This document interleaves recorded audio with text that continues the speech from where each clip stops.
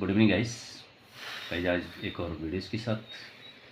First of all welcome to not knowledge in rural English classes. आज tense की इसी श्रृंखला में हम चलते हैं फ्यूचर परफेक्ट टेंस की ओर। टेंस सब समाप्ति की ओर है लगभग। फ्यूचर परफेक्ट टेंस और फ्यूचर परफेक्ट कॉन्टेस्ट टेंस लगभग समापन। तो आज है फ्यूचर परफेक्ट टेंस यानी भविष्यत पूर्ण काल जिसको बोलते हैं। यानी इसकी डेफिनेशन है, इस काल में किसी कार्य का भविष्य में समाप्त होना पाया जाता है। यानी जो काम भविष्य समाप्त हो गया है, मतलब अभी अभी समाप्त हो, जब आपने देखा या जब आपने सुनाई हुई है वो समाप्त हो चुका हो। इसकी आइडेंटिटी है, हिंदी वाक्यों की मुख्य क्रिया के अंत में जो मेन वर्ब होगी उसके अंत में होगा चुका होगा, चुकी होगी, चुके होंगे आदि। खा चुके होंगे, गा चुके होंगे, जा चुके होंगे, है ना। जैसे कल वो इस समय यहाँ पहुँच चुके होंगे, मतलब जब आप देखेंगे या आप जानेंगे तो काम उस समय समाप्त हो चुका होगा।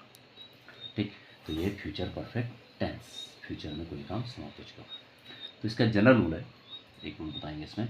सामान्य नियम है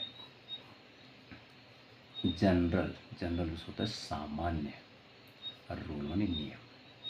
सामान्य नियम जो पूरा टेंस में लागू होना है कि क्या हेल्पिंग वर्ब लगनी है और क्या मेन वर्ब लगनी है। और सबसे मेन टेंस का होता है कि हेल्पिंग वर्ब और मेन वर्ब को सही यूज। बस, तो इसमें क्या है, जैसे पूरे फ्यूचर टेंस में हो क्या रहा है कि आई और वी, यानी जो फर्स्ट पर्सन है, तो फर्स्ट पर्सन हमारे पास दो ही होता है, सिंगुलर में आई होता है और प्लूरल में वी होता है, मैं और हम, फर्स्ट पर्सन।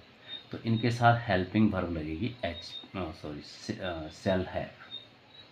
ठीक है, आई वी के साथ सेल है, और other he see it they noun और यू, यानी ही सी इट दे और नाउन ये है थर्ड पर्सन और यू है सेकंड पर्सन। इन सब के साथ हेल्पिंग वर्ब लगेगी विल हैव। ओके, केवल बस जहाँ सेल लगता है केवल सा हैव जोड़ना है, बस जहाँ लगता था वहीं लगना है।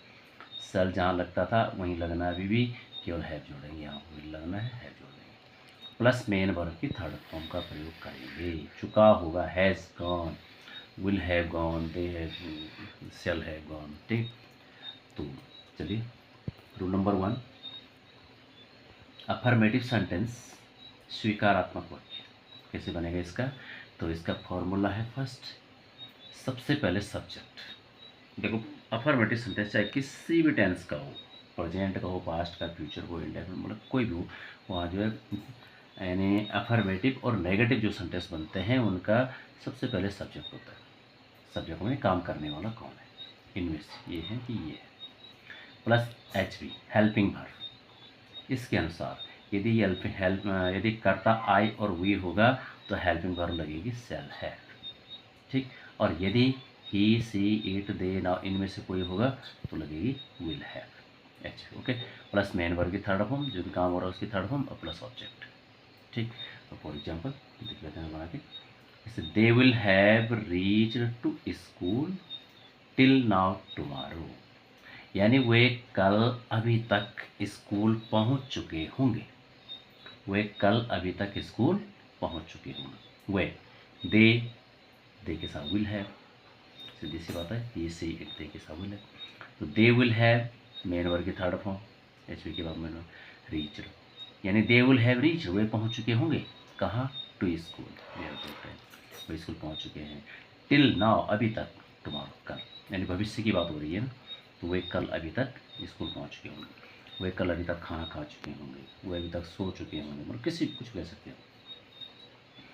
Children will have left from school, बच्चे विद्यालय से निकल चुके होंगे।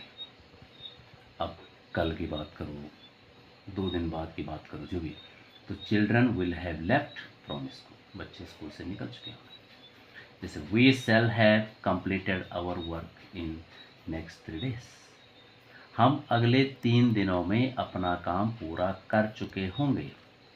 ठीक, आप इससे क्या अर्थ लगा रहे हैं, हम, तो वी शैल हैव कंप्लीटेड, हम पूरा कर चुके होंगे, आवर काम, वी के साथ अपने की अंग्रेजी आवर, हम अपना काम पूरा कर चुके हैं इन नेक्स्ट, अगले 3 दिन। ठीक, like this, India will have defeated Pakistan, in cricket match tomorrow. कल भारत पाकिस्तान को हरा चुका होगा, है ना। और इसी प्रकार she will have C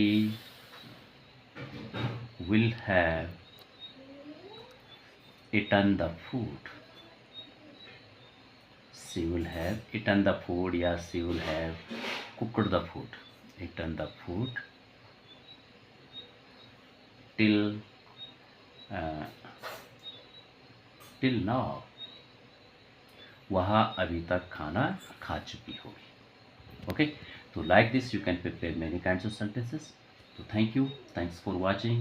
Please share and subscribe to know better English. Okay, thank you, thanks.